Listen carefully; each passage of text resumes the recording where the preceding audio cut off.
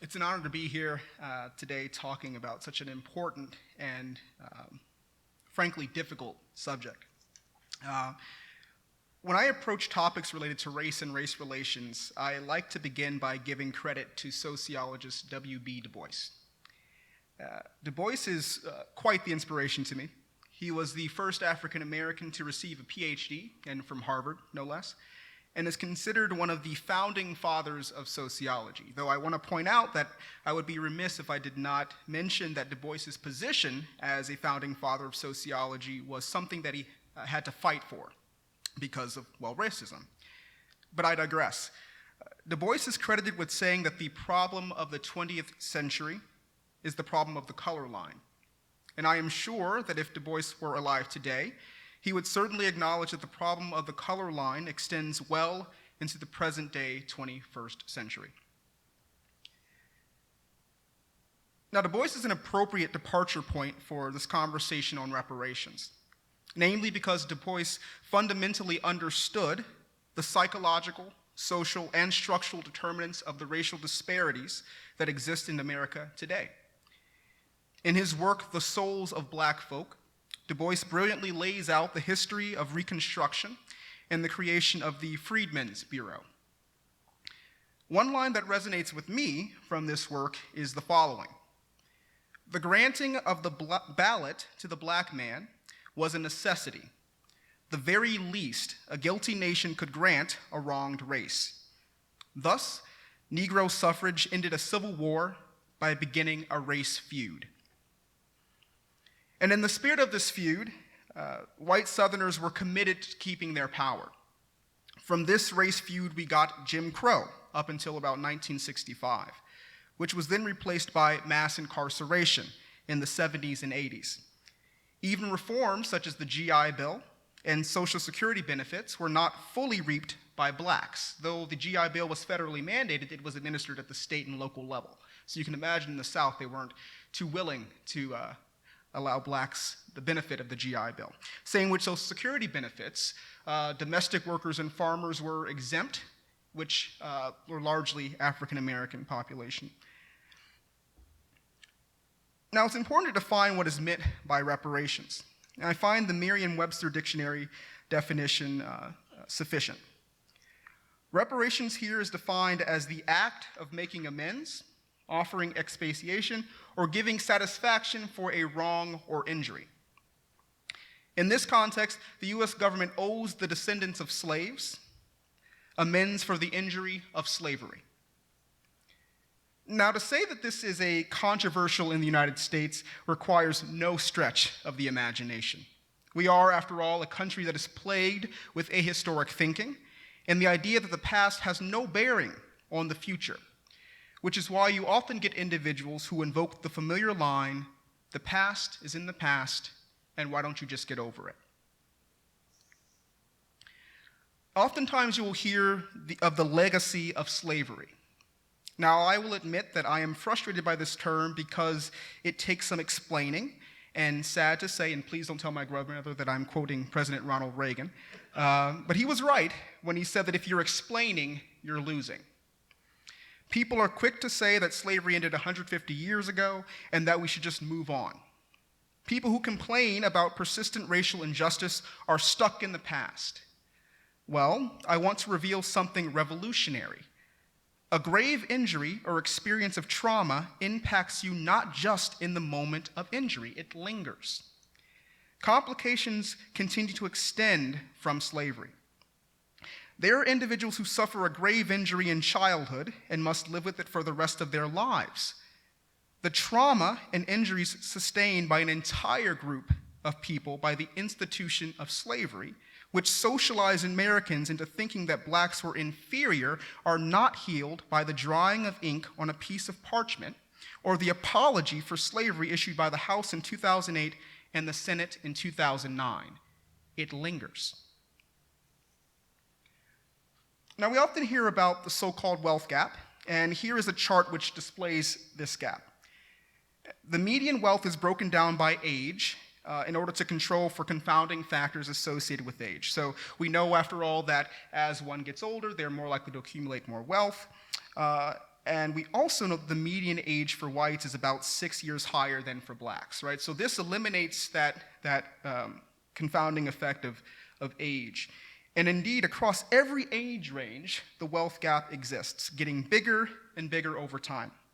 Now, life course sociologists refer to this as cumulative disadvantage, or the layperson's term is the rich get richer, the poor get poorer. Now, as if it's not bad enough, this wealth gap, it's important to note that even the wealthy blacks are not experiencing wealth the same way as wealthy whites. The experience of being black, man or woman in the United States, is not erased by their social class. President Johnson so famously noted that Negro poverty is not white poverty, and I will add that black wealth is not white wealth. Now, I want to turn to an outcome that is nearer and dear to my heart. Now, I am a life course sociologist and I study health outcomes, and I'm very much interested in patterns of health and how they're shaped across the lifespan.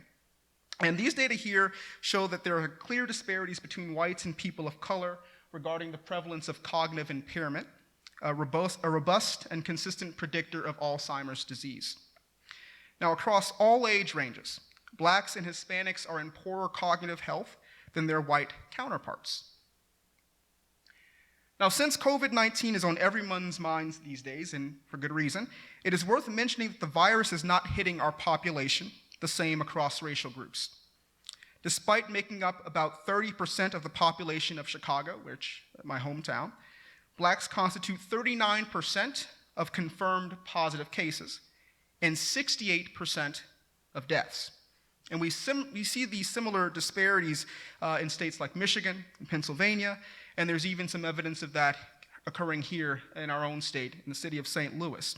And by the way, there is a number of states who are scrambling to collect data across racial lines to highlight this very disparity, and you can imagine there are some states that are reluctant to do so.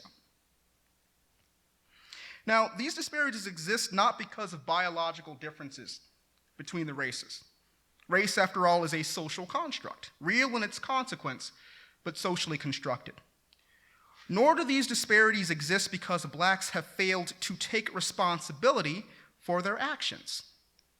Rather, disparities exist because of policies that have long concentrated blacks into impoverished neighborhoods, redlining, housing discrimination, as well as the extensive bias that exists in our medical institutions. Now, this goes beyond the scope of this talk, so for an excellent discussion of the bias, I recommend the books Color of Law by Richard Rothstein and Just Medicine by Dana Matthew. Now, perhaps I'm preaching to the choir, as it were. Many of you listening likely know of the racial disparities that exist, and I reckon that many of you are also committed to a more racially just world. The question is, how do we get there? Now, since 1989, the late Representative John Conyers of Michigan introduced H.R. 40. Now, this bill would form a commission to study the issue of reparations. Now, the ultimate goal was to put together a set of recommendations on how to proceed with reparations, namely, are reparations needed, who is entitled to them, and in what form do these reparations take? Now, Conyers passed in 2017 after pushing for H.R. 40 and introducing it into every congressional session since 1989. In 2019, Representative Sheila Jackson Lee from Texas introduced the bill. Now, to this date, it has not been taken up in the House, so much for a do-nothing Congress. And by the way, this is across administrations, not just Democrats, it's also Republican. Now, it would be incorrect to say that Congress has done nothing. On June 19th, 2019, aka Juneteenth, Congress hosted a panel to discuss reparations. Though not the same as commissioning a study, at least a conversation was being had. And in many ways, this panel served as a follow-up to a 2007 conversation that led to the House actually issuing an apology for slavery. Now, as is custom, the Democrats and Republicans were allowed to invite panelists to testify and answer questions. Now, among the Democrats' invites were economist Julianne Malveaux, who received her PhD from MIT. Ever heard of it? and esteemed public intellectual and MacArthur Genius Grant recipient Ta-Nehisi Coates, and actor and civil rights activist Danny Glover. Right? Now, for the Republicans, they invited an undergraduate philosophy major, Coleman Hughes, and a former football player, Burgess Owens. It is not very difficult to imagine that support for reparations, specifically cash payments to blacks, largely falls across party lines. But let me back up and say something a little bit more about Coleman Hughes and Burgess Owens. I find it interesting that the Democrats put together individuals who spent their lives studying this topic. And Republicans couldn't be bothered to find individuals who had, I would argue, more credibility than a current undergraduate, albeit at Columbia University, and a football player to argue against reparations, by the way. As I said before, cash payments to blacks largely falls across party lines, with Democrats more favorably than Republicans. However, Democrats are still split 50-50. What is striking is that nearly 3/4 or 75% of blacks believe in cash payments. Perhaps blacks see something that whites do not. There are several legitimate questions pertaining to reparations. What form do they take? Do blacks receive a check? If so, will every descendant of slaves receive a check? I will admit that perhaps I do not need a check. I'm doing pretty well. I was not born into privilege, but I'm doing okay for myself. I have a PhD, a secure tenure-track job. That said, I do face discrimination. Reparations could take the form of free tuition for blacks, grants to help with the procurement of a home, grants to spark black business, investments to revitalize black communities. Now, I'll admit I don't have all the answers. And there are debates, even those among those who believe reparations should be made, as to how and what form these reparations should take. But to let a lack of consensus hold us back from actually taking action is just wrong. So what is the future of H.R. 40? It remains in limbo, but perhaps there is some promise. The primary this year was historic for a number of reasons. The Democratic primary saw a record number of women running, a record number of people of color running, and the first openly gay man won the Iowa caucus, allegedly.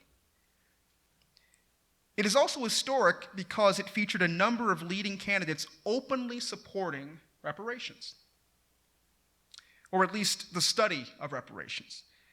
Joe Biden, the presumptive nominee, though he has not openly endorsed H.R. 40, there is reason to believe that he will be pushed to that side, especially if he should select either Senator Kamala Harris or Stacey Abrams as a running mate. 2020 represents a vote for the soul of our nation. It's not just about the courts. It's not just about ending the presidency of a narcissist. It's about moving toward a conversation on what is owed me and the rest of African American brothers and sisters. The members of Congress and the occupant of the White House who are sitting in the halls erected on the blood and sweat of my ancestors owe it to all of Americans to at least study this topic seriously. H.R. 40 must be taken up and passed into law.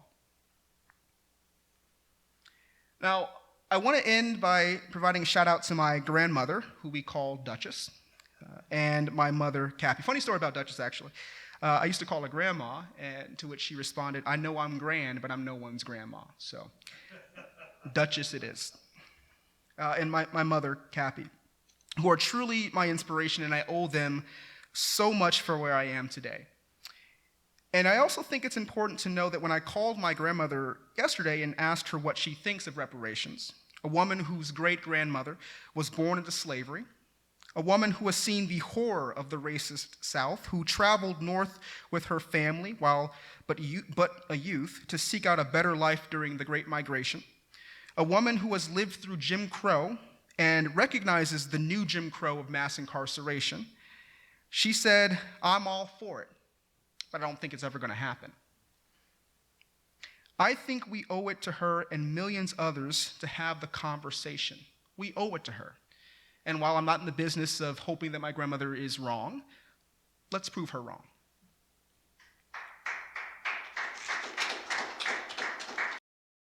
Thank you for watching our videos. We are entirely dependent on the donations of our listeners and members. We hope that you find this content to be important enough to help us to keep offering these videos to the public at no charge by becoming a regular contributor. Please click on the donate button on our website at www.spfccc.org. Thank you for your support of progressive religious programming.